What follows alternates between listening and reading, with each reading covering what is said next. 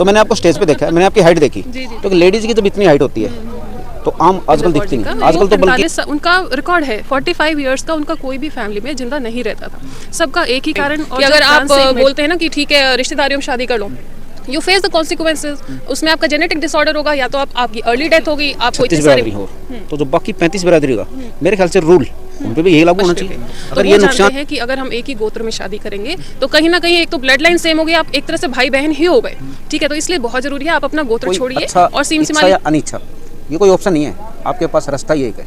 अगर आपको अपनी नस्ल बचानी है और आपको अपना भविष्य बचाना है। आज जो मैंने पत्र यहाँ पर रखा है उसकी कॉपी सीएम को भी जाएगी, दिल्ली सीएम को और हरियाणा सीएम दोनों को जाएगी। जब इसलिए हम लोग बार बार ये बात उठा रहे हैं कि हिंदू मैरिज एक्ट 1955 में कुछ पॉइंट्स आपको चेंज करने पड़ेंगे, जिसकी वजह से फिर हम ये बात उठाना भी बंद कर दें। और हमारे दोस्तों, मैं रविंद्र डबास जी, एक बार विस्तार पूर्वक आप है ना परिचय दो।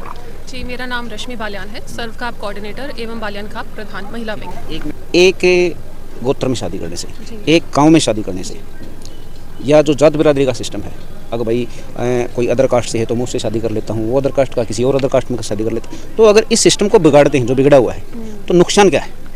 जी देखिए, जाटों की एक परंपरा रही है, हमारी एक संस्कृति रही है अपनी ही जाति में शादी करने के लिए। इसके पीछे डीएनए का बहुत महत्व होता है। आज जो मैंने पत्र यहाँ पर रखा है उसकी कॉपी सीएम को भी जाएगी, दिल्ली सीएम को और हरियाणा सीएम दोनों को जाएगी। जब हम यही पंचायत उत्तर प्रदेश में करेंगे तो वहाँ पर हम योगी जी को भी भेजेंगे ये वाला लेटर, और उसमें मैंने साइंटिफिक एविडेंसेस रखे हैं कि पास्ट में भी आप देखेंगे पंजाब से एक कुलविंदर कौर जी का केस आया था। एक ही कास्ट में, मतलब जो अपने गोत्र में शादी करने से या अपने ही गांव गुहान में शादी करने से आपको जो जेनेटिक डिसऑर्डर होते हैं वो डेवलप हो जाते हैं। इसलिए जो डीएनए होता है ना, इट इज़ क्वाइट डाइवर्सिफाइड। आपको थोड़ा छोड़ के शादी करनी चाहिए ताकि आप कहीं ना कहीं सेम डीएनए में मैच ना हो जाए। जो आपके अंदर एनीमिया आपको हो जाता है, सिकल सेल डिजीजेज आपको हो जाती है, जिसकी वजह से आपकी इम्यूनिटी जो होती है बॉडी की वो बिल्कुल गिर जाती है।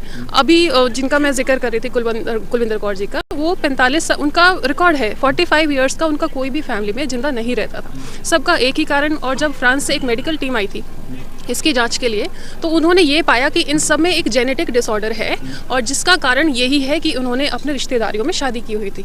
इसलिए बहुत ही ज़रूरी है कि अगर हमें लंबा जीना है, हमें बीमारियों का जो दूर रखना है बीमारियों को अपने से, तो आपको डेफिनेटली जो है इस चीज़ पे बहुत ध्यान देना चाहिए। ये इसका कारण साइंटिफिक है। देखिए, हमारे जो पूर्वज थे ना वो बहुत ही ज़्यादा समझदार थे, इंटेलिजेंट थे। भले ही वो उनको शब्दों में ना लिख पाए लेकिन कारण वो समझते थे। तो वो जानते हैं कि अगर हम एक ही गोत्र में शादी करेंगे तो कहीं ना कहीं एक तो ब्लड लाइन सेम हो गई, आप एक तरह से भाई बहन ही हो गए, ठीक है। तो इसलिए बहुत जरूरी है आप अपना गोत्र छोड़िए और सीम सिमाली जो आपके आसपास के गांव होते हैं उनको भी छोड़ के वहाँ पे शादी कीजिए। अच्छा बहन जी, आपने अभी बात करी सिर्फ जाट समुदाय की, जी मैं करता हूँ अदर कास्ट की सबकी बात। जी 36 बिरादरी हो तो जो बाकी 35 बिरादरी का मेरे ख्याल से रूल उन पे भी यही लागू होना चाहिए। अगर ये नुकसान है कि जाट समुदाय का होता है, तो अगर मान लीजिए अदर कास्ट है, मान लीजिए मैं जाट नहीं हूँ, मैं कोई अदर कास्ट हूँ, SC ST से या किसी से भी, और मैं वही रूल अपनी जाति बिरादरी में भी तोड़ता हूँ, तो शायद ये जो इफेक्ट बताया आपने ये शायद हमारे साथ भी पेश आएंगे। जी बिल्कुल केसेस आएंगे। आप मेडिकल एविडेंसेस इसके निकाल सकते हैं कि अगर आप अपने ही रिश्तेदारियों में शादी करते हैं तो उसका क्या रिजल्ट होता है। फर्स्ट ऑफ ऑल तो आप भाई बहन ही कहलाएंगे ना, आप खुद ही सोचिए। और उसके बाद कहीं ना कहीं आपका डीएनए जहाँ क्लैश हो जाएगा वहाँ पे आपका जो जेनेटिक डिसऑर्डर है अपने आप जनरेट हो जाएगा। तो ये तो जो हमारे पूर्वजों ने पहल कर रखी है कि आपको अपनी रिश्तेदारी छोड़ के और आसपास के गाँव छोड़ के शादी करनी है, ये सभी को अपनाना चाहिए। अगर वो लोग इस चीज़ को फॉलो करेंगे, आपने देखा होगा कोविड में लोग कितने ज़्यादा इम्यूनिटी कॉम्प्रोमाइज थे। हर कोई पता नहीं काढ़ा पी रहे हैं, पत्तों के पानी पी रहे हैं ताकि उनकी इम्यूनिटी बन सके, लेकिन हमने कभी ये जानने की कोशिश नहीं की कि हमारी इम्यूनिटी वीक आखिर है क्यों। तो ये one of the prime reason है कि अगर आप I come back to the same point कि अगर आप बोलते हैं ना कि ठीक है रिश्तेदारियों में शादी कर लो, यू फेस द कॉन्सिक्वेंसेज। उसमें आपका जेनेटिक डिसऑर्डर होगा, या तो आपकी अर्ली डेथ होगी, आपको इतनी सारी बीमारियां घेर लेंगी, आपका स्पीच डिसऑर्डर होगा, आप मेंटली चैलेंज रहेंगे उसमें। तो it is not just one thing, there are multiple बीमारियां जो आपको ना घेर लेंगी, फिर उसका कोई सोल्यूशन नहीं बचेगा। प्रधान जी ये बताइए मेरे को कि ये आपकी करेक्ट बातें हैं, हमने पे सर्च करके बैठे हैं, करेक्ट बातें हैं, आप और हम सहमत हैं यहाँ पे, और सबको सहमत होना पड़ेगा क्योंकि और कोई रास्ता है नहीं। लेकिन संविधान जब कानून बनाते हैं वहाँ पे इसकी परमिशन दे दी बिल्कुल खुले तरीके से, तो क्या इस कोने पे जो आप बता रहे हो इस पे उनको ध्यान देना नहीं चाहिए? मैं आपको बताती हूँ, साल 2006 से कानून बनाते वक्त इन चीज़ों पे ध्यान। देखिए क्या होता है ना, जब आपने देखे होंगे जो किसान आंदोलन हुआ था उसमें भी उन्होंने जो स्टेक होल्डर्स होते हैं उनको इग्नोर कर दिया। मैं किसान हूँ, मेरे से तो पूछ लो कि मुझे क्या ठीक लग रहा है क्या नहीं, मैं तो इग्नोर्ड हूँ टोटली। आपने कारोबारियों के साथ बैठ के अपना बिल बना लिया और कॉर्पोरेट्स को जो बेनिफिट मिलेगा वो आपने टेबल कर दिया। वहाँ पे फार्मर्स कहाँ इन्वॉल्व है? Now if I talk about कि मैं एग्जांपल ले लेती हूँ जाट समुदाय की, ठीक है। जाट समुदाय को बिना इन्वॉल्व किए आपने हिंदू मैरिज एक्ट बना दिया है, तो स्टेक होल्डर तो निगलेक्ट हो गए ना। हम लोग उसमें यही तो चेंजेस चाहते हैं कि भी उसमें साफ लिखा हो कि अपने गाँव गुहान के छोड़ के ब्लड लाइन में शादी ना करके इन सबको अवैध ठहराया जाए, ताकि क्योंकि क्या होता है अब लोग क्या कर रहे हैं, बच्चे भटक के इन चीज़ों का फायदा उठा रहे हैं। इन्हीं loopholes का कानून में लिखा हुआ है। एग्जैक्टली, ये लूपहोल्स है, ये कानून भी नहीं, ये लूपहोल्स है। क्योंकि जब उनको ये चीज़, ये कानून जब उन्होंने लिखा था, अगर मैं वहाँ पर होती तो मैं साफ बोलती ना, नहीं इसमें ये एडिशंस और करो। तो इस तरह के काफ़ी सारे जो कॉन्स्टिट्यूशन अगर आप पढ़ेंगे तो उसमें आप यूएनओ की रिपोर्ट पढ़िए, उसमें साफ लिखा हुआ है कोई भी जो किसान लोग हैं, जाट हैं, कबीलाई लोग हैं, उनके जो कल्चर है वो प्रिजर्व होना चाहिए। तो ये तो हमारे कल्चर का हिस्सा हो गया ना। देखो बेस तो साइंटिफिक है, लेकिन हमारा कल्चर है, हम बोल देते भाई हमारा कल्चर है, हमारी परंपरा है, संस्कृति है, इसलिए हम नहीं होने देंगे शादी इस तरह से। लेकिन उसको बेस उसका साइंटिफिक है, लेकिन वो निगलेक्ट हो चुका है। जबकि यूएनओ में ये बात साफ लिखी हुई है, डॉक्यूमेंटेड है कि कोई भी जितने भी आपके कबीला, जाट कबीला समुदाय है, ठीक है, तो उनके उसमें लिखा हुआ है कि अगर वो लोग अपना प्रिजर्व करना चाहते हैं कल्चर, तो उनको करने दीजिए। और जो गवर्नमेंट है उनको उनके सहमति से ही कुछ रूल बनाना चाहिए, जिसकी अनदेखी उन्होंने प्रॉपर्ली कर दी है।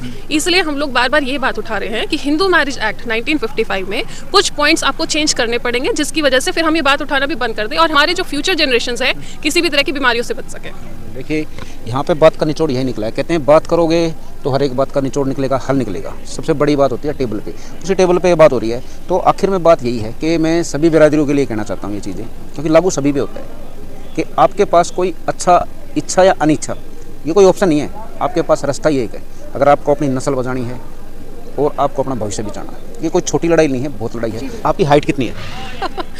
मेरी हाइट 5'10" है, थोड़ा प्लस ही। हाँ, क्योंकि कहते हैं ये किसी हक से मांग रहे हैं, मैं बताता हूँ सवाल, क्योंकि आप अगर स्टेज पे खड़े हो गए तो पब्लिक बोल सकती है। तो मैंने आपको स्टेज पे देखा है, मैंने आपकी हाइट देखी, क्योंकि लेडीज की जब इतनी हाइट होती है तो आम आजकल दिखती नहीं। आजकल तो बल्कि जाट समुदाय में भी, ठीक है, बच्चियों की 5 फुट से भी नीचे आ चुकी है। क्या इसका कारण यही है?